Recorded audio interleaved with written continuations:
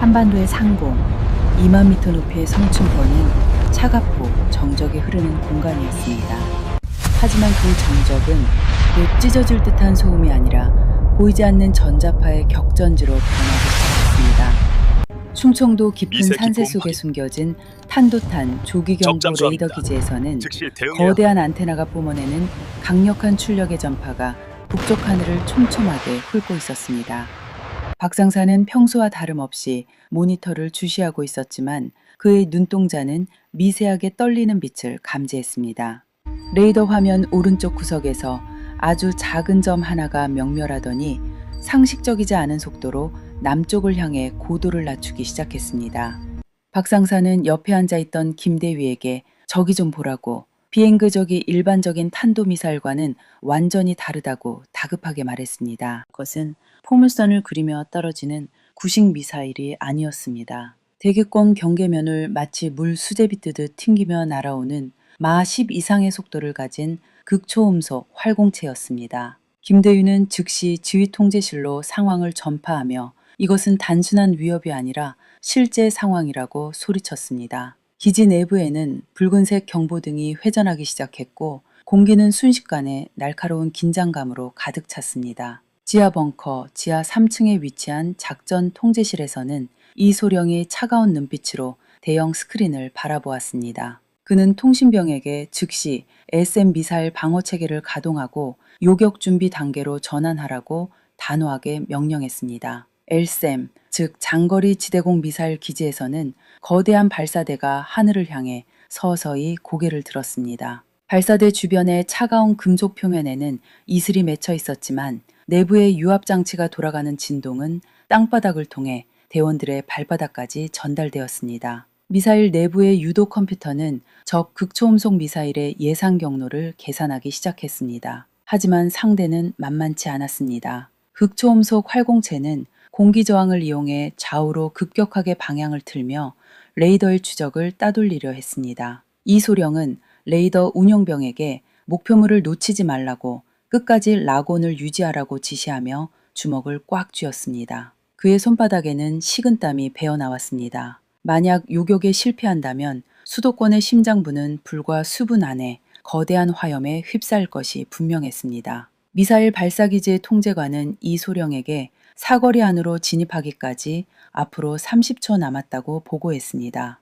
30초라는 시간은 누군가에게는 짧은 시간이겠지만 지금 이 순간 통제실 안에 있는 모든 이들에게는 영겁과도 같은 시간이었습니다. 레이더 화면 속의 궤적은 기괴할 정도로 굴절하며 지상으로 내리꽂히고 있었습니다. 이소령은 요격 미사일 발사 버튼 위에 손을 올린 대위에게 지금이라고 발사하라고 외쳤습니다. 그 순간 지상의 발사대에서는 귀를 찢는 듯한 파열음과 함께 거대한 불꽃이 치솟았습니다. 엄청난 압력의 가스가 지면을 강타하며 주변의 흙먼지를 수십 미터 높이로 비산시켰습니다. LSAM 요격 미사일은 순식간에 음속의 벽을 돌파하며 하늘로 솟구쳤습니다. 미사일이 지나간 자리에는 하얀 연기의 줄기가 길게 남았고 지상의 대원들은 그 끝이 보이지 않을 정도로 빠르게 사라지는 요격 미사일의 궤적을 숨죽여 바라보았습니다. 공중에서는 두 개의 거대한 에너지가 충돌하기 위해 서로를 향해 돌진하고 있었습니다. 적의 미사일은 마하 10이 넘는 속도로 대기권의 열기를 이기지 못해 붉게 달아오른 채 비행하고 있었습니다. 그 주변에는 플라즈마막이 형성되어 통신조차 방해받는 극한의 상황이었습니다. LSAM 요격 미사일은 정밀한 추진기 제어를 통해 적의 변칙적인 움직임을 예측하며 거리를 좁혀갔습니다. 지상 레이더 기지의 박상사는 두 물체 사이의 거리가 50km, 30km로 좁혀지고 있다고 긴박하게 중계했습니다. 통제실 안의 모든 사람들은 숨을 쉴 수조차 없었습니다. 모니터상의 두 점이 하나로 겹쳐지려는 찰나 갑자기 적의 극초음속 미사일이 예상하지 못한 방향으로 궤적을 크게 틀어버렸습니다. 그것은 요격 시스템의 예측 범위를 벗어나는 기동이었습니다. 이소령의 얼굴이 창백해졌고 요격 미사일이 목표물을 스쳐 지나갈 수도 있다는 공포가 방안을 지배했습니다. 요격 미사일의 센서가 적의 위치를 다시 잡으려 필사적으로 연상 기능을 가동하고 있었습니다. 이소령은 모니터가 찢어질 듯 노려보며 요격 미사일의 궤적을 쫓았습니다. 박상사는 다급하게 타겟이 이탈하고 있다고, 추적 신호가 약해지고 있다고 보고했습니다. 그 순간 엘셈 미사일의 측면에서 강렬한 불꽃이 뿜어져 나왔습니다. 그것은 미사일의 자세를 제어하는 미세 추진기인 덱스가 작동한 것이었습니다. 대기권 밖의 희박한 공기 속에서도 미사일은 스스로의 몸체를 뒤틀며 다시 적의 궤적 안으로 파고들기 시작했습니다. 공중에서는 보이지 않는 수천 개의 수식이 초당 수백만 번씩 계산되며 서로의 운명을 결정짓고 있었습니다. 적의 급초음속 활공체는 표면 온도가 2000도를 넘어서며 주변의 공기를 플라즈마 상태로 만들고 있었습니다. 그 붉은 빛은 레이더 화면 위에서 기괴한 잔상을 남기며 수도권을 향해 내리꽂히고 있었습니다. 김대위는 관제석에서 손가락이 하얗게 질릴 정도로 키보드를 두드리며 레이더의 출력을 최대로 높여서 저 붉은 괴물의 위치를 고정하라고 지시했습니다. 지상기지의 거대한 안테나가 내뿜는 전파는 밤하늘의 공기를 진동시켰고 근처 숲속의 새들이 그 미세한 울림에 놀라 사방으로 흩어졌습니다. 이소령의 이마에는 굵은 땀방울이 흘러내렸습니다. 그는 통신망을 통해 지금 이 순간 전 부대원이 한 몸처럼 움직여야 한다고, 단 한 번의 오차도 허용해서는 안 된다고 강조했습니다. 엘셈 요격 미사일의 적외선 탐색기는 마침내 플라즈마 막을 뚫고 적 미사일의 뜨거운 엔진 배기구를 포착했습니다. 화면 중앙에 붉은색 조준선이 겹쳐지는 순간 통제실 안에는 정적만이 감돌았습니다. 사람들의 거친 숨소리마저 멈춘 듯한 착각이 들 정도로 긴장감은 극에 달했습니다. 요격 미사일은 이제 시속 수천 킬로미터의 속도로 공간을 가로지르며 적과 조우하기 위해 마지막 가속을 시작했습니다. 두 물체 사이의 거리는 10km, 5km로 줄어들었습니다. 박상사는 목표물과의 거리가 좁혀지고 있다고, 충돌까지 남은 시간은 5초라고 떨리는 목소리로 보고했습니다. 이수령은 눈을 감지 않았습니다. 그는 저 높은 하늘 위에서 벌어지는 이 처절한 사투가 우리 가족과 이 땅을 지키는 마지막 방어선임을 누구보다 잘 알고 있었습니다. 그런데 그 순간 모니터상의 적 미사일이 다시 한번 기만체를 뿌리며 사방으로 흩어지기 시작했습니다. 레이더 화면은 순식간에 수십 개의 가짜 표적으로 가득 찼고 요격 미사일의 유도 컴퓨터는 혼란에 빠졌습니다. 김대희는 가짜 신호가 너무 많아서 진짜를 구별하기 어렵다고 소리치며 방황한 기색을 감추지 못했습니다. 적은 마지막 순간까지 우리를 조롱하듯 화려한 회피 기동을 선보이고 있었습니다. 이소령은 침착하라고 대원들을 다독이며 여론 분석을 통해 가장 질량이 큰 물체를 추적하라고 지시했습니다. 지상에서는 아무런 소리도 들리지 않았지만 성층권 상부에서는 대기를 찢는 듯한 압력파가 사방으로 퍼져나가고 있었습니다. 요격 미사일은 기만체들의 유혹을 뿌리치고 오직 가장 뜨거운 빛을 내뿜는 본체를 향해 돌진했습니다. 충돌까지 남은 시간은 2초, 1초였습니다. 통제실의 모든 이들이 스크린을 뚫어지게 바라보던 그 찰나 레이더 화면 중앙에서 거대한 빛의 덩어리가 폭발하듯 번쩍였습니다. 그것은 물리적인 충돌이 만들어낸 에너지의 분출이었습니다. 하지만 안심할 수 없었습니다. 폭발의 여운이 가시기도 전에 박상사는 비명을 지르듯 보고했습니다. 적의 파편 중 하나가 여전히 빠른 속도로 낙하하고 있으며 그 궤적이 인천 인근의 산업단지를 향하고 있다는 것이었습니다. 요격은 성공한 것처럼 보였지만 부서진 잔해조차도 극초음속의 운동 에너지를 그대로 간직한 채 지상을 향한 죽음의 비를 내리고 있었습니다. 이소령은 즉시 인건의 패트리어 포대에 연동하여 잔해물을 처리하라고 명령하며 다시 한번 주먹을 꽉 쥐었습니다. 하늘은 아직 평온을 되찾지 못했습니다. 파편들은 공기와의 마찰로 불붙은 운석처럼 떨어지며 밤하늘에 수많은 궤적을 그리고 있었습니다. 이소령은 이것들이 지면에 닿기 전에 반드시 끝내야 한다고, 단 하나의 조각도 남겨두지 말라고 절규하듯 외쳤습니다. 패트리어 발사대들이 다시 한번 불을 뿜기 위해 준비를 마쳤고 지상의 시민들은 아직 이 공포의 시작조차 눈치채지 못한 채 평화로운 밤을 보내고 있었습니다. 인천 해안가에 배치된 패트리엇 미사일 포대에서는 긴박한 경보음이 대기를 날카롭게 갈랐습니다. 최대위는 레이더 화면 가득 쏟아지는 붉은색 점들을 바라보며 입술을 바짝 깨물었습니다. 그것은 단순한 파편이 아니었습니다. 극초음속으로 비행하던 거대한 물체가 공중에서 분해되면서 각기 다른 궤적을 그리며 떨어지는 그 자체로 치명적인 운동 에너지를 품은 강철의 우박이었습니다. 최대위는 대원들에게 즉각적으로 개별 목표물을 할당하라고 지시하며 단 하나의 잔해도 산업단지에 닿게 해서는 안 된다고 강하게 명령했습니다. 지상의 발사대들은 마치 살아있는 생명체처럼 고개를 치켜들고 적의 잔해를 추적하기 시작했습니다. 유압장치가 구동되는 육중한 소리가 기지 전체에 진동했고 발전기에서 뿜어져 나오는 열기는 차가운 밤 공기와 만나 뿌연 안개를 만들어냈습니다. 박상사는 사격 통제 컴퓨터 앞에 앉아 손가락이 보이지 않을 정도로 빠르게 키보드를 두드렸습니다. 그는 가장 위험한 궤적을 가진 3개의 파편을 우선 요격 대상으로 설정했다고 보고하며 발사 승인을 요청했습니다. 최대위는 주저하지 않고 발사 명령을 하달했습니다. 그 순간 패트리엇 발사대에서 뿜어져 나온 화염은 주변의 어둠을 순식간에 몰아냈습니다. 미사일이 발사될 때 발생하는 엄청난 압력은 지면의 자갈들을 사방으로 튕겨냈고 고막을 마비시킬 듯한 굉음이 진지를 뒤흔들었습니다. PAC-3 요격 미사일은 꼬리에 길고 선명한 불줄기를 매단 채 검은 하늘을 향해 솟구쳤습니다. 그것은 마치 어둠 속을 꿰뚫는 빛의 화살과도 같았습니다. 성층권 아래쪽에서 벌어지는 이 사투는 지상에서는 그저 멀리서 반짝이는 별들의 깜빡임처럼 보였을 것입니다. 하지만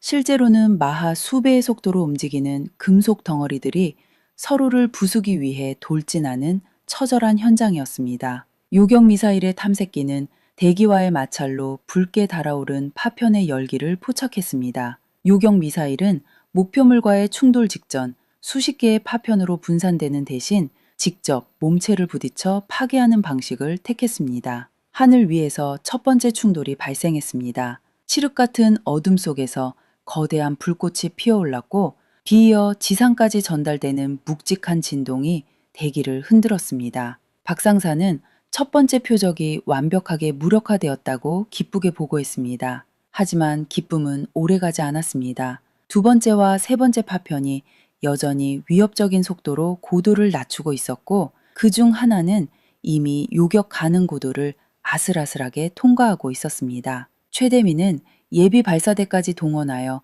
일제 사격을 가하라고 소리쳤습니다. 대원들의 얼굴에는 긴장감으로 인한 땀방울이 송골송골 맺혔고 통제실 내부의 공기는 타들어가는 듯한 전선의 냄새와 긴장감으로 가득 찼습니다. 다시 한번 지면을 박차고 나간 요격 미사일들이 하늘을 수놓았습니다. 이번에는 충돌의 충격이 더욱 컸습니다. 파편들이 잘게 부서지며 바다 위로 흩어지는 모습이 레이더에 포착되었습니다. 최대위는 그제야 팽팽하게 당겨졌던 마음의 줄을 조금 늦추며 안도의 한숨을 내쉬었습니다. 그러나 안도감은 채 1분을 넘기지 못했습니다.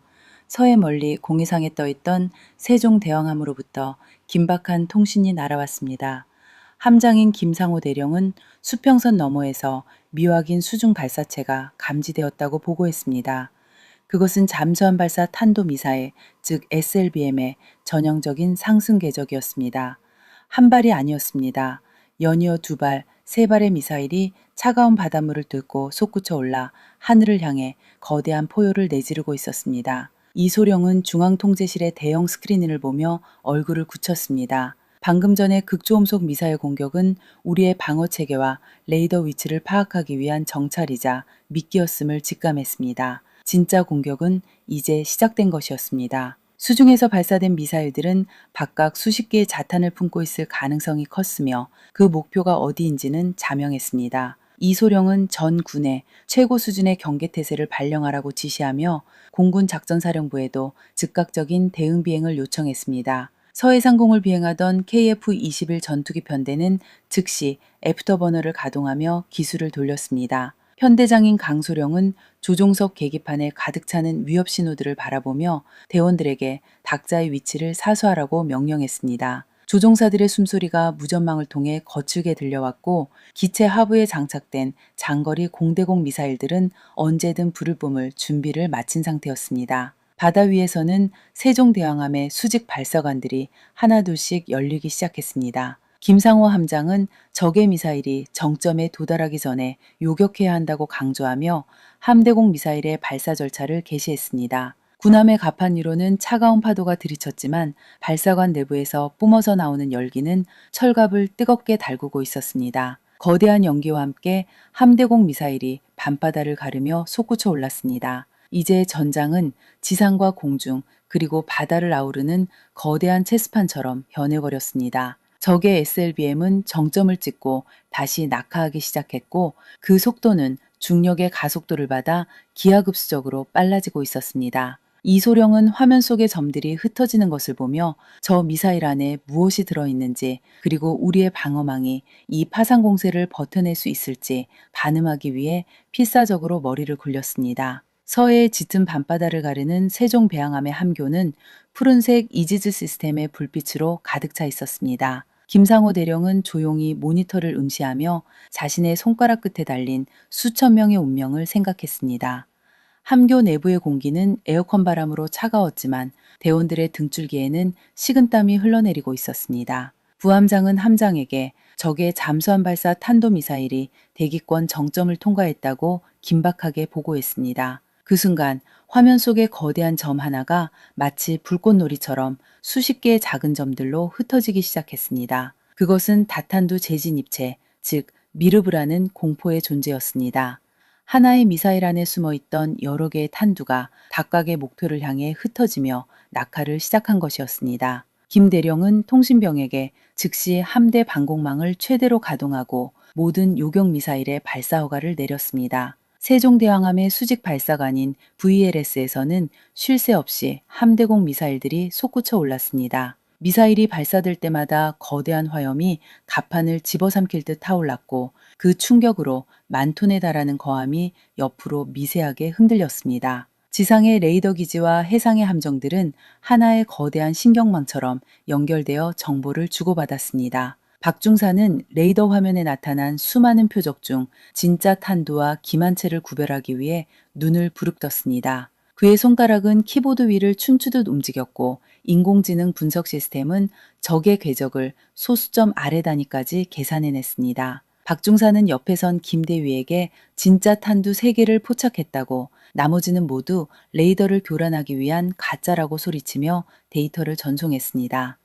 한편 상공 2만 피트에서 비행 중이던 KF-21편대는 적의 미사일 잔해와 파편들 사이를 뚫고 지나가고 있었습니다. 편대장인 강소령은 조종석 계기판에 표시되는 위협 경보음을 들으며 조종관을 꽉 쥐었습니다. 기체 하부에 장착된 미티어 미사일은 이미 목표를 향해 정렬을 마친 상태였습니다. 강소령은 편대원들에게 각자의 위치를 확인시키며 어떤 일이 있어도 적의 파편이 영해를 넘어서게 해서는 안 된다고 단호하게 말했습니다. 그의 산소 마스크 안으로 거친 숨소리가 새어나왔고 높은 기동으로 인해 조종복의 압박 수트가 그의 허벅지와 복부를 강하게 조여왔습니다. 바다 밑에서도 또 다른 전쟁이 벌어지고 있었습니다. 아군의 원자력 추진 잠수함은 적의 잠수함이 추가로 미사일을 발사하지 못하도록 은밀하게 추적을 이어갔습니다. 음탐사는 헤드셋을 통해 들려오는 미세한 기포 소리와 기계음에 집중했습니다. 그는 함장에게 적 잠수함의 위치를 특정했다고 어뢰 발사관을 개방할 준비가 되었다고 조용하지만 묵직하게 보고했습니다. 어두운 심해 속에서도 한국군의 기술력은 적의 숨통을 조여가고 있었습니다. 다시 상공에서는 요격 미사일과 적 탄두의 치열한 술래잡기가 이어졌습니다. 세종대왕함에서 쏜 요격 미사일은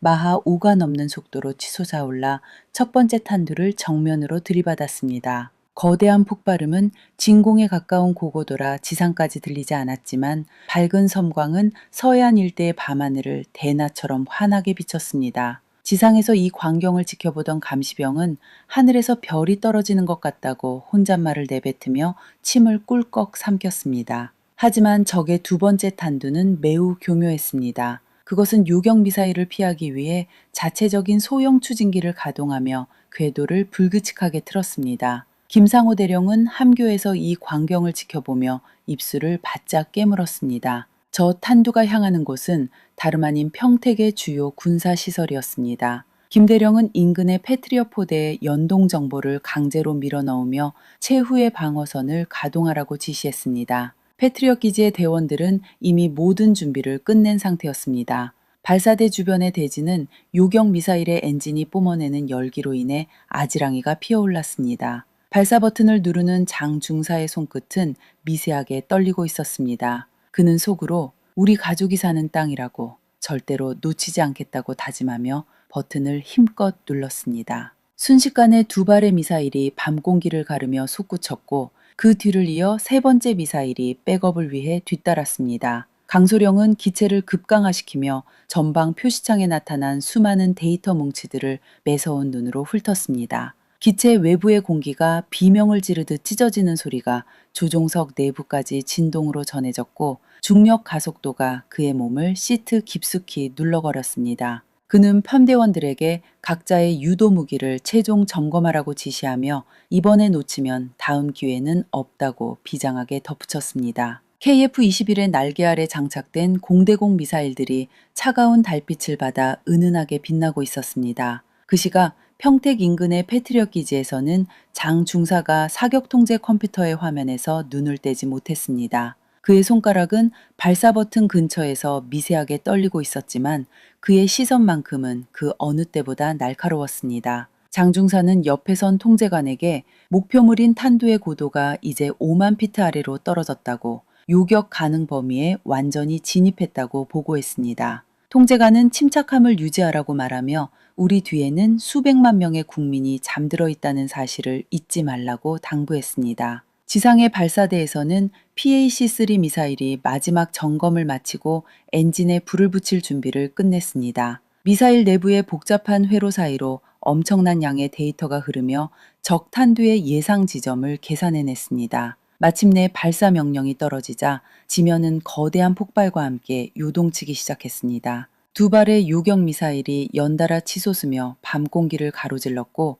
그 뒤를 따라오는 하얀 연기 궤적은 마치 하늘로 승천하는 거대한 용의 모습과도 같았습니다. 하늘 높은 곳에서는 적의 탄두가 대기와의 마찰을 견디지 못해 하얗게 불타오르고 있었습니다. 그것은 마치 하늘에서 떨어지는 저주의 불꽃처럼 보였지만 우리 대원들에게는 반드시 꺾어야 할 사냥감에 불과했습니다. 요격 미사일은 초속 수킬로미터의 속도로 돌진하며 적 탄두와의 거리를 좁혀갔습니다. 장중사는 모니터상에서 두 개의 광점이 하나로 합쳐지는 찰나를 기다리며 숨을 멈췄습니다. 순간 밤하늘의 한 지점에서 태양보다 눈부신 섬광이 폭발했습니다. 직접 타격 방식에 의해 적의 탄두는 형체도 없이 분쇄되었고 그 여파로 발생한 충격파가 성층권을 타고 사방으로 퍼져나갔습니다. 장중사는 첫 번째 목표를 제압하는 데 성공했다고 탄두가 완전히 무력화되었음을 확인했다고 상기된 목소리로 보고했습니다. 통제실 안에서는 짧은 환호성이 터져나왔지만 이 소령은 아직 상황이 끝난 것이 아니라고 경고하며 대원들을 다시 집중시켰습니다. 세종대왕함의 함교에서도 긴박한 상황은 계속되었습니다.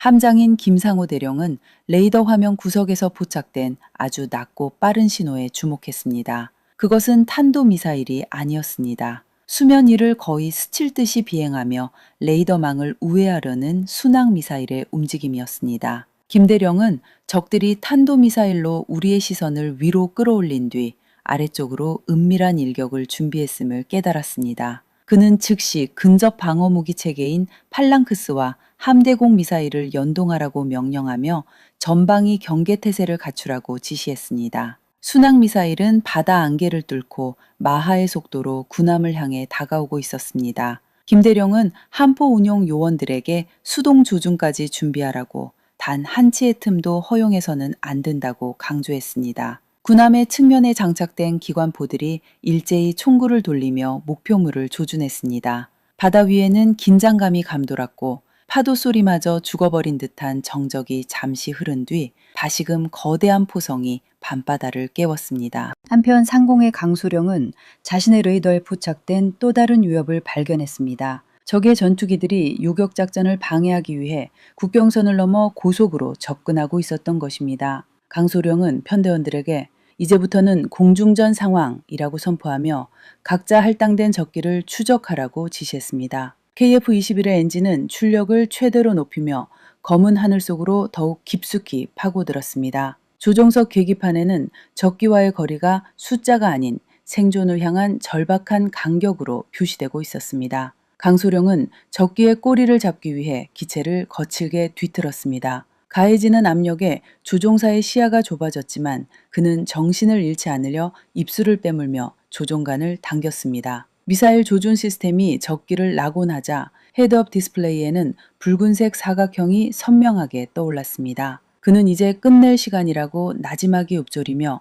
발사 버튼에 손을 올렸습니다. 그런데 그 순간 조종석의 경보음이 지금까지와는 전혀 다른 빈도로 울리기 시작했습니다. 적의 잠수함에서 쏜 것으로 추정되는 또 다른 SLBM이 이번에는 수도권이 아닌 우리가 전혀 예상치 못한 남쪽의 항구 도시를 향해 궤적을 그리며 솟구쳐 오르고 있다는 정보가 공유되었습니다. 이소령과 김대령 그리고 강소령은 동시에 이 사실을 전달받고 얼어붙었습니다. 적은 한반도 전체를 거대한 화염의 소용돌이로 몰아넣으려 하고 있었습니다. 이소령은 상황판 위로 붉게 그어지는 새로운 궤적을 보며 심장이 덜컥 내려앉는 기분을 느꼈습니다. 그것은 단순한 공격이 아니었습니다. 적은 우리의 방어 역량이 수도권에 집중된 틈을 타서 남부의 거점 항구인 부산을 정조준하고 있었습니다. 이소령은 남부작전사령부에 긴급 교신을 시도하며 SM-6호기와 7호기를 즉각 전투대기 상태로 전환하라고 지시했습니다. 그의 목소리는 평소보다 한 옥타브 높았고 지휘소 내부의 요원들은 그 긴박함을 온몸으로 받아내며 일사불란하게 움직였습니다. 경상도 어느 조용한 해안가에 숨겨진 미사일 기지에서는 박대일과 비상벨 소리를 들으며 발사 통제실로 뛰어들어갔습니다. 발사대 주변의 차가운 시멘트 바닥은 거대한 기계장치가 구동되는 진동으로 인해 미세하게 떨리고 있었습니다. 박대위는 대원들에게 안테나의 방향을 남동쪽 수평선으로 고정하라고 명령하며 적의 SLBM이 대기권으로 재진입하기 전까지 남은 시간을 확인했습니다. 통제실 안의 모니터에는 복잡한 수식과 그래프들이 어지럽게 교차했고 공기는 장비에서 뿜어져 나오는 열기와 대원들의 거친 숨소리로 인해 후끈하게 달아올랐습니다. 적의 미사일은 이제 막 정점을 찍고 낙하를 시작했습니다. 마하 15에 달하는 가공할 속도는 공기를 마치 단단한 벽처럼 지식이며 지상을 향해 돌진했습니다.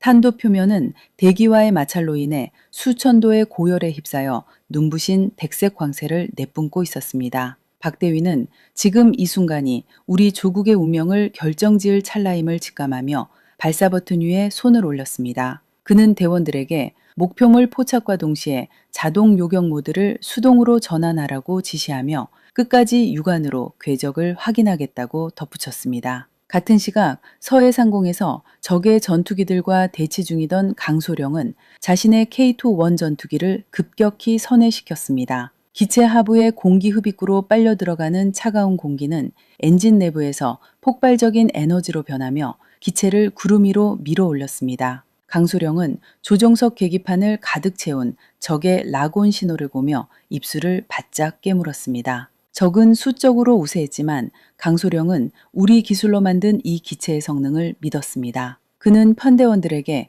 적의 레이더 사각지대로 파고들라고 명령하며 자신은 미끼가 되어 적의 시선을 끌겠다고 말했습니다. 강소령의 기체 옆으로 적이 쏜 중거리 공대공 미사일이 간발의 차이로 스쳐 지나갔습니다. 미사일의 연소관이 뿜어내는 매캐한 화약 냄새가 기체 내부의 공기정화 장치를 뚫고 들어오는 듯한 착각이 들 정도였습니다. 강소령은 조종관을 옆으로 툭 치며 기체를 회전시켰고 중력 가속도가 그의 흉부를 강하게 압박하여 숨을 쉬기조차 어렵게 만들었습니다. 그의 눈앞에는 붉은색 경고등이 명멸했지만 강소령은 오직 적기의 꼬리만을 쫓으며 사격 기회를 엿보았습니다. 바다 위 세종대왕함의 상황은 더욱 처절했습니다. 수면을 스치듯 날아오는 수십 발의 순항미사일을 막아내기 위해 CIWS인 팔랑크스 기관포가 쉴 새 없이 불을 뿜었습니다. 분당 4,500발의 탄환이 쏟아져 나가는 소리는 마치 거대한 캔버스가 찢어지는 듯한 파열음을 내며 밤바다를 뒤흔들었습니다. 김상호 대령은 함교의 유리창 너머로 번쩍이는 요격의 불꽃들을 보며 주먹을 꽉 쥐었습니다. 파편들이 군함의 장갑판에 부딪히며 쇳소리를 냈고 폭발의 충격파는 거대한 함체를 힘없이 흔들어 놓았습니다. 김 대령은 통신장에게 현재 탄약 잔량을 확인하라고 지시하며 예비 전력을 모두 엔진실로 집중시키라고 명령했습니다. 미사일을 피하기 위한 급기동으로 인해 함정의 추진축에서는 비명 같은 금소금이 들려왔습니다. 갑판 위의 대원들은 들이치는 파도와 매캐한 연기 속에서도 각자의 자리를 지키며 적의 다음 공격을 대비했습니다. 김대령의 머릿속에는 오직 하나, 단 한 발의 미사일도 우리 영해 안으로 들여보낼 수 없다는 결연한 의지만이 가득했습니다. 다시 남부 미사일 기지에서는 박들과 요격 미사일 발사를 위한 마지막 카운트다운을 시작했습니다. 19, 8, 7. 숫자가 줄어들 때마다 통제실 안의 긴장감은 폭발하기 직전의 풍선처럼 팽팽해졌습니다. 마침내 0을 외치는 순간 발사대에서는 엄청난 압력의 가스가 분출되며 LSAM 요격 미사일이 지면을 박차고 나갔습니다. 지상의 대지는 미사일의 추진력이 만들어낸 진동에 신음하듯 몸을 떨었고 주변의 나무들은 거센 후폭풍에 뿌리째 흔들렸습니다.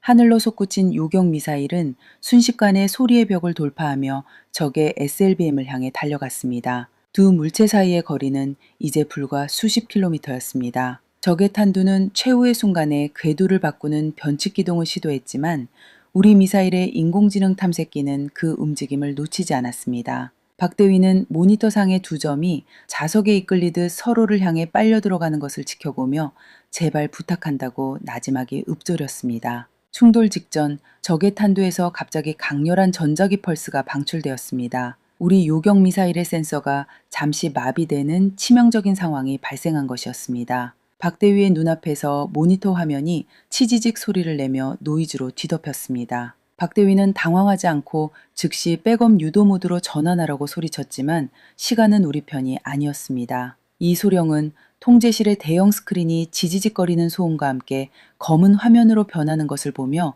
심장이 멎는 듯한 충격을 받았습니다. 그는 떨리는 목소리로 통신 요원들에게 즉시 백업 시스템을 가동하라고 명령하며 전자전 대응팀의 EMP 공격의 원인을 분석하라고 지시했습니다. 통제실 내부의 공기는 순식간에 차갑게 식어버렸고 요원들의 손가락은 키보드 위를 미친 듯이 오가며 복구 신호를 찾아 헤맸습니다. 이 소령은 자신의 이마에서 흘러내린 땀방울이 작전 지도 위로 떨어지는 것을 느끼며 저 높은 하늘 위에서 보이지 않는 유령처럼 다가오는 적의 탄두를 상상했습니다. 그 시각 남부 미사일 기지의 박대위는 화면이 꺼진 뒤에도 조종관을 놓지 않았습니다. 그는 육안으로라도 적의 궤적을 쫓기 위해 기지 외곽의 고성능 광학 장비를 가동하라고 소리치며 수동 유도 모드로 전환할 것을 대원들에게 지시했습니다. 기지 내부의 보조 발전기가 굉음을 내며 돌아가기 시작했고 매캐한 경유 냄새가 환기구를 타고 통제실 안으로 스며들었습니다. 박대위는 옆에 선 하사에게 지금 우리가 놓치면 부산항 전체가 흔적도 없이 사라질 것이라고 경고하며 정신 바짝 차리라고 다독였습니다. 하늘 위에서는 적의 SLBM 탄두가 대기권을 찢어발기며 무서운 속도로 하강하고 있었습니다. 탄두 주변의 공기는 엄청난 마찰열로 인해 이온화되어 푸르스름한 빛을 내뿜었고 그것은 마치 거대한 유성이 도심을 향해 추락하는 비극적인 장면처럼 보였습니다. 적의 탄두는 EMP 방출 이후 더욱 가속하며 부산항의 상징인 광안대교를 향해 비스듬히 낙하각도를 좁혀갔습니다. 지상에서 이 모습을 지켜보던 해양 경비병들은 공포에 질려 입을 벌린 채 하늘을 올려다보았고 대기를 가르는 날카로운 파열음은 시민들의 귓전을 때리기 시작했습니다. 서해에서 기술을 남쪽으로 돌린 강소령은 자신의 K-21 전투기 계기판에 표시된 붉은색 경고등을 누려보았습니다. 그는 편대원들에게 애프터버너를 최대로 가동하여 적의 예상 낙하 지점으로 전속력 하강하라고 지령을 내렸습니다. 전투기의 엔진은 한계치에 다다른 듯 거친 진동을 기체 전체로 전달했고 강소령은 조종석 유리 너머로 보이는 밤하늘의 불꽃을 향해 기술을 고정했습니다. 그는 기체에 장착된 적외선 탐색 장비인 EOTG가 적 탄두의 여론을 포착하기만을 간절히 바랐습니다. 강소령은 무전기를 통해 지상 통제소에 자신의 위치를 보고하며 전투기의 센서 데이터를 지상 미사일 기지로 직접 전송하겠다고 말했습니다. 그는 데이터 링크 시스템이 EMP 영향권 밖으로 벗어나기를 기다리며 조종관을 꽉 쥐었습니다. 마침내 기체의 화면에 노란색 조준선이 나타나며 적 탄두의 위치가 표시되자 강소령은 지금 데이터를 전송한다고 소리치며 지상기지에 요격 미사일을 재발사하라고 요청했습니다. 그의 목소리에는 절박함과 결연함이 동시에 묻어났습니다. 남부기지의 박대위는 강소령이 보내온 정밀유도 데이터를 이어받아 즉시 두 번째 SM 요격 미사일을 발사대에 올렸습니다. 발사대의 금속 고정 장치가 풀리는 육중한 소리가 기지 전체를 울렸고 뒤이어 엄청난 화염과 함께 요격 미사일이 지면을 박차고 올랐습니다. 미사일이 뿜어내는 열풍은 주변의 억새풀들을 순식간에 태워버렸고 충격파로 인해 기지의 유리창들이 미세하게 떨렸습니다. 요격 미사일은 이제 강소령의 전투기가 안내하는 길을 따라 적의 탄두를 향해 마하 수배의 속도로 가속했습니다. 공중에서는 두 개의 빗줄기가 서로를 향해 돌진하는 장관이 펼쳐졌습니다. 아래에서 올라오는 요격 미사일의 하얀 연기 궤적과 위에서 내려오는 적 탄두의 붉은 불꽃이 부산항의 밤바다 위에서 교차하기 직전이었습니다. 박대위는 통제실의 스피커를 통해 들려오는 요격 미사일의 가속 엔진 소리를 들으며 제발 이번에는 명중하기를 기도했습니다. 그의 손바닥은 이미 땀으로 젖어 조종관이 미끄러울 정도였습니다. 충돌까지 남은 시간은 단 5초였습니다. 적의 탄두는 지상과 불과 수킬로미터 가까이 떨어져 있지 않았고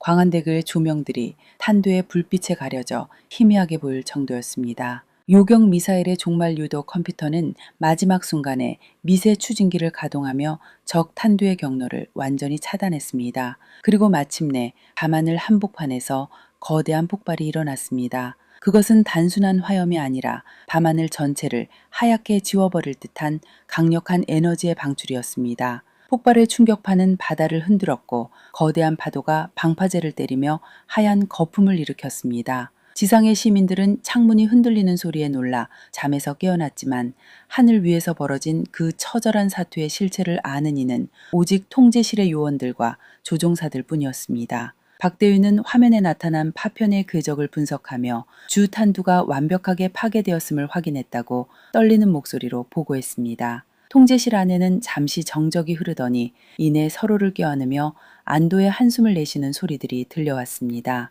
하지만 이 소령은 스크린의 또 다른 구석에서 움직이는 수상한 신호를 발견하고 표정을 굳혔습니다. 그는 대원들에게 기뻐하기엔 아직 이르다고 경고하며 레이더 사각지대인 해안선을 따라 접근하는 저고도 비행체를 식별하라고 명령했습니다. 그것은 요격의 혼란을 틈타 침투하는 적의 자살 특공 드론물이었습니다. 수백 대의 드론들이 엔진의 우문거리는 소리를 감춘 채 바다 위를 기어오듯 다가오고 있었고 그들의 목표는 방금 전 요격 미사일을 발사한 바로 그 기지였습니다. 남부 미사일 기지의 레이더 화면 위로 아주 미세한 점들이 수십 개, 아니 수백 개가 무더기로 나타나기 시작했습니다. 그것은 고도를 불과 10여 미터로 유지하며 파도 사이를 기어오듯 접근하는 적어도 자살 특공 드론물이었습니다. 박대위는 방금 전 요격의 기쁨을 누릴 새도 없이 등줄기에 서늘한 감촉을 느꼈습니다. 그는 통신병에게 즉시 기지 외곽의 근접 방어구역을 선포하고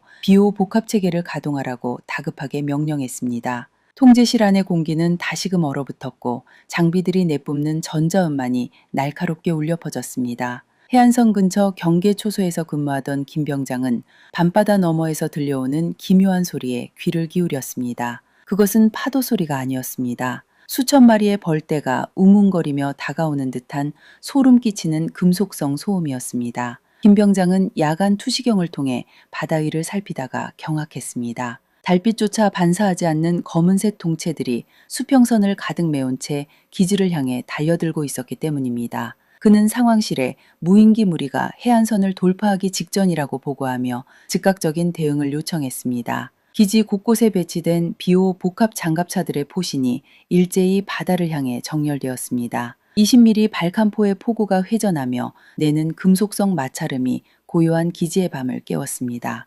박대위는 화면을 보며 적의 드론들이 기만 전술을 쓰고 있다고 판단했습니다. 일부 드론은 고의로 고도를 높여 미끼가 되고 나머지는 수면 아래 숨듯이 접근하고 있었습니다. 그는 사격 통제 요원들에게 각 구역별로 화망을 구성하라고 지시하며 단 한 대의 진입도 허용하지 말라고 강조했습니다. 마침내 비호 복합의 20mm 포신이 불을 뿜기 시작했습니다. 분당 수천 발의 탄환이 쏟아져 나가는 소리는 마치 거대한 강철 채찍이 공기를 가르는 듯한 파열음을 만들어냈습니다. 총구에서 뿜어져 나오는 화염은 주변의 어둠을 붉게 물들였고 뜨거운 탄피들이 바닥에 떨어지며 챙그랑거리는 소리를 냈습니다. 공기 중에는 순식간에 매캐한 화약 냄새가 가득 찼고 사격의 반동으로 장갑차의 육중한 자체가 미세하게 흔들렸습니다.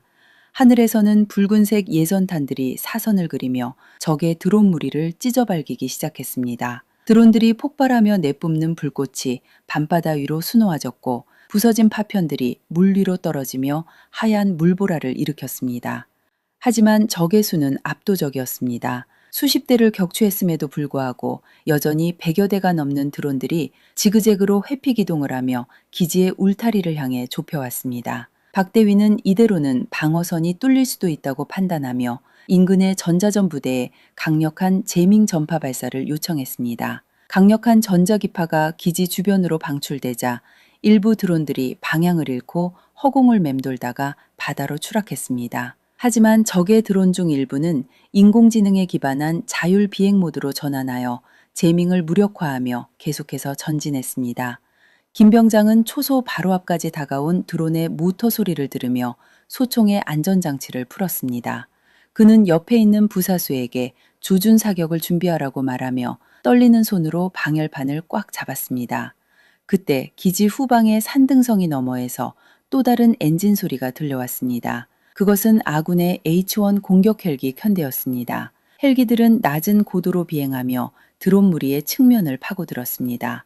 헬기에 장착된 70mm 로켓과 기관포가 일제히 드론들을 향해 불을 뿜었습니다. 공중에서 벌어지는 이 처절한 사격전은 마치 거대한 불꽃놀이처럼 보였지만 그 속에는 생존을 건 극한의 긴장이 흐르고 있었습니다. 박대위는 헬기 편대의 지원 덕분에 방어선이 유지되는 것을 보고 잠시 숨을 돌리려 했습니다. 그러나 그 순간 레이더 하단에 이전에 보지 못한 거대한 신호가 하나 잡혔습니다. 그것은 드론 무리 뒤에 숨어 은밀하게 접근하던 적의 반잠수정 공격함이었습니다. 공격함의 갑판 위에서는 소형 미사일 발사대가 솟아오르고 있었습니다. 박대위는 이것이 진짜 공격이었음을 깨닫고 절규하듯 통신기에 대고 전방해상에 새로운 위협이 출현했다고 외쳤습니다. 적의 공격함에서 발사된 대한미사일이 수면을 스치듯 날아와 기지의 통신탑을 정조준했습니다.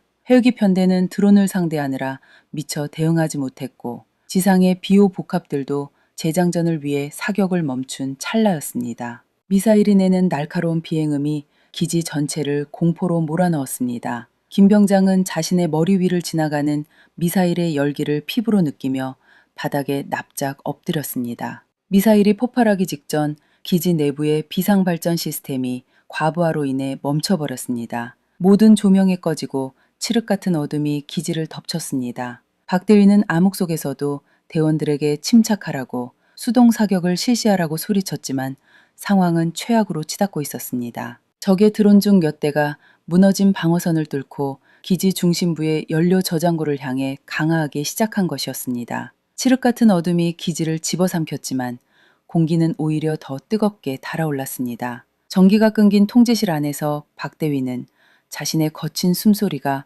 기계 소음보다 더 크게 들리는 것을 느꼈습니다. 그는 비상 배터리로 작동하는 손전등을 켜며 대원들에게 당황하지 말고 각자의 위치에서 수동 사격 통제로 전환하라고 목소리를 높였습니다. 그의 입안에서는 극도의 긴장감으로 인해 쇠냄새가 나는 듯한 비릿한 맛이 느껴졌습니다. 주위의 모든 사물이 멈춘 것 같았지만 머리 위를 지나는 드론들의 우문거리는 소리는 고막을 타고 뇌 안쪽까지 파고드는 불쾌한 진동을 만들어냈습니다. 해안 초소의 김 병장은 암흑 속에서 오직 청각에 의존해 적의 위치를 가늠했습니다. 그는 옆에 있는 부사수에게 조명탄을 준비하라고 지시하며 방열판에 닿은 손바닥이 화끈거리는 것을 참아냈습니다. 조명탄 발사기에서 뿜어져 나온 작은 불꽃이 밤하늘로 솟구치자 순식간에 기지 주변은 창백한 오렌지빛으로 물들었습니다. 그 빛 아래에서 수십 대의 드론들이 마치 굶주린 메뚜기 떼처럼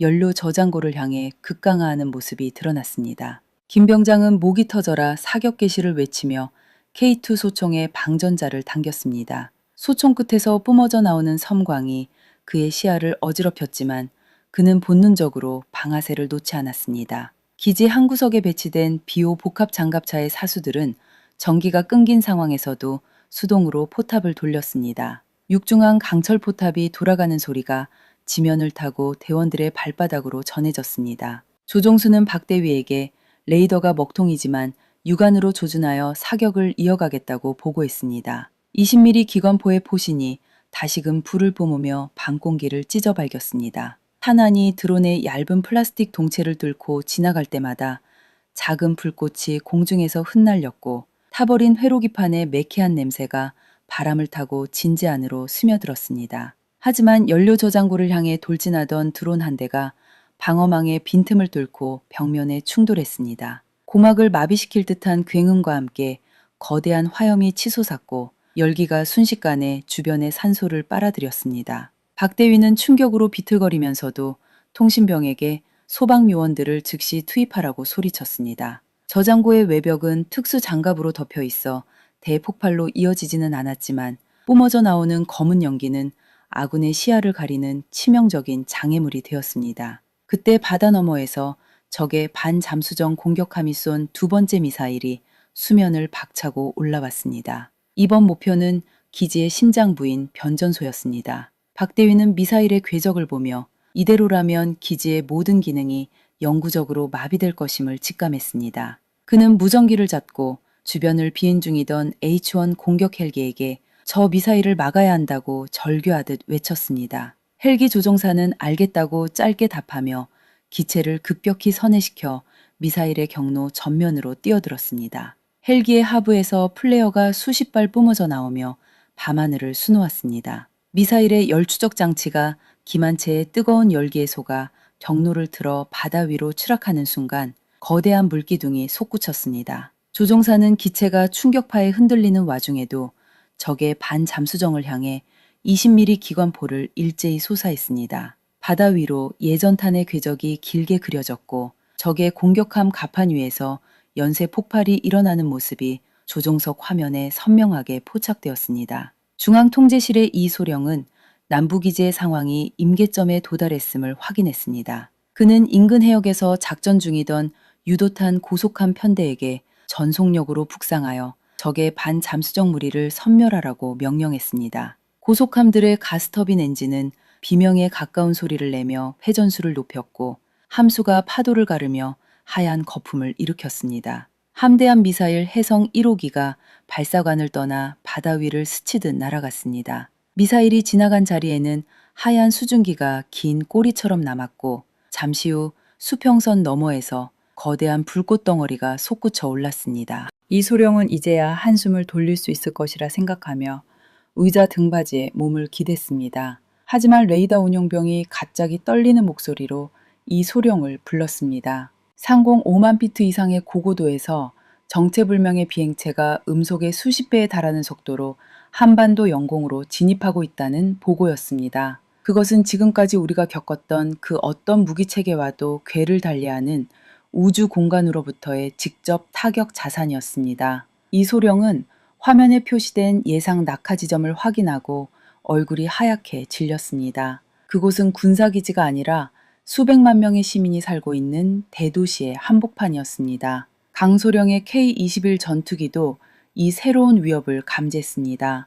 그는 조종석 화면에 가득 찬 붉은색 경고 문구를 보며 이것은 우리가 막을 수 있는 수준이 아니라고 혼잣말을 내뱉었습니다. 하지만 그는 기술을 위로 향하며 애프터버너를 최대한으로 가동했습니다. 공기 저항으로 인해 기체 외벽이 떨리는 소리가 헬멧 안쪽까지 진동으로 전해졌고 강소령은 산소 마스크를 통해 전해지는 가쁜 숨을 몰아쉬었습니다. 그는 지상 통제소에 자신이 할 수 있는 모든 것을 하겠다고 보고하며 구름 위로 솟구쳐 올랐습니다. 하늘 높은 곳에서는 정체불명의 물체가 대기권에 진입하며 대기를 불태우고 있었습니다. 그 모습은 마치 신의 심판처럼 거대하고 위압적이었으며 지상의 그 어떤 방어 무기도 그 속도를 따라잡지 못하는 듯 보였습니다. 이 소령은 모든 요격 자산을 해당 좌표로 집중하라고 명령했지만 통제실의 컴퓨터는 요격 불가능이라는 냉정한 결과값만을 내놓았습니다. 도시의 가로등 아래에서 평화롭게 길을 걷던 시민들은 하늘에서 비정상적으로 밝게 빛나는 점 하나가 점점 커지는 것을 보며 걸음을 멈췄습니다. 이 소령은 중앙통제실의 거대한 전광판에 표시된 마하 25라는 비현실적인 숫자를 보며 마른 침을 삼켰습니다. 그것은 단순한 미사일이 아니었습니다. 우주 궤도에서 지상을 향해 투하된 거대한 금속 막대, 이른바 운동 에너지탄이 대기권을 찢으며 내려오고 있었습니다. 통제실의 슈퍼컴퓨터는 연일 요격 불가능이라는 경고 문구를 띄우며 붉은색 창을 전멸시켰고 요원들의 얼굴은 형언할 수 없는 압박감에 하얗게 질려버렸습니다. 이 소령은 책상을 강하게 내리치며 지금 즉시 국방과학연구소와 연결하라고, 우리가 가진 모든 실험용 자산까지 전부 동원하라고 절규하듯 소리쳤습니다. 상공 6만 피트까지 치솟은 강소령의 K-21 전투기는 기체 전체가 비명을 지르는 듯한 진동에 휩싸였습니다. 희박한 공기 속에서 엔진은 헐떡거리며 마지막 힘을 짜내고 있었고 조종석 유리창 너머로는 우주 공간에서 떨어지는 거대한 불줄기가 시야를 가득 채웠습니다. 강소령은 산소 마스크를 통해 전해지는 뜨거운 공기를 들이마시며 자신의 전투기에 장착된 고출력 레이더가 적의 궤적을 단 1초라도 더 붙잡아두기를 기도했습니다. 그의 눈앞에는 중력 가속도로 인해 붉은 반점이 나타났다 사라지기를 반복했지만 그는 조종관을 결코 놓지 않았습니다. 지상의 엘셈 미사일 기지에서는 박대희가 전원 공급이 끊긴 통제실에서 비상 수동 장치를 가동하고 있었습니다. 그는 대원들에게 레이더 유도가 안 된다면 광학 추적 장치를 사용하라고, 우리 눈으로 직접 보고 쏴야 한다고 독려했습니다. 대원들의 손끝은 추위와 긴장으로 굽어버렸지만 그들은 거대한 발사대가 하늘을 향해 천천히 고개를 드는 것을 보며 마지막 희망을 걸었습니다. 박대위는 통신망을 통해 이 소령에게 실험 중인 고출력 레이저 요격 체계를 가동할 준비가 되었다고 보고했습니다. 이 소령은 그 보고를 듣자마자 일말의 망설임 없이 즉시 발사하라고 명령했습니다. 기지 한쪽에 비밀 경납고가 열리며 거대한 거의 장치가 달린 레이저 포탑이 모습을 드러냈습니다. 수만 킬로와트의 전력이 한 곳으로 집중되자 기지 전체의 전압이 휘청이며 주변의 보조 조명들이 일제히 꺼졌습니다. 레이저 포탑의 렌즈 끝에서는 눈에 보이지 않는 강력한 에너지가 응축되기 시작했고 대기 중의 먼지들이 그 열기에 타버리며 타닥거리는 소리를 냈습니다. 하늘을 가로지르던 적의 운동 에너지탄은 이제 지상과 불과 80km 거리까지 접근했습니다. 그 속도는 이미 인간의 인지 능력을 넘어섰고 탄두 주변에 형성된 플라즈마 막은 모든 전파 신호를 튕겨내고 있었습니다. 하지만 빛의 속도로 나아가는 레이저라면 이야기가 달랐습니다. 박대위는 조준경에 적의 여론이 포착되는 순간 발사 스위치를 힘껏 눌렀습니다. 보이지 않는 거대한 에너지의 줄기가 대기를 가르고 우주를 향해 뻗어나갔습니다. 적의 탄두 표면이 레이저의 고열에 닿자마자 눈부신 불꽃을 뿜어내며 녹아내리기 시작했습니다. 금속이 증발하며 발생하는 하얀 연기가 탄두의 비행 궤적을 미세하게 흔들어 놓았습니다. 강소령은 조종석에서 그 광경을 목격하고는 지금이라고, 탄두의 균형이 무너졌을 때 유격 미사일을 쏘라고 소리쳤습니다. 지상의 엘셈 발사대에서는 마지막 남은 3발의 요격 미사일이 엄청난 후폭풍을 일으키며 솟구쳐 올랐습니다. 미사일들은 레이저가 만들어낸 길을 따라 적의 심장부를 향해 돌진했습니다. 대기권 하층부로 내려올수록 공기 저항이 거세졌지만 유격 미사일의 정밀 유도 시스템은 적의 흔들리는 궤저먹을 끝까지 놓치지 않았습니다. 첫 번째 미사일이 탄두의 측면을 스치며 폭발했고 그 충격으로 탄두는 본래의 목표 지점을 벗어나 산악지대로 방향을 틀었습니다. 이소령은 화면을 보며 조금만 더 힘을 내라고, 우리 땅을 지켜내야 한다고 혼잣말을 내뱉으며 주먹을 불끈 쥐었습니다.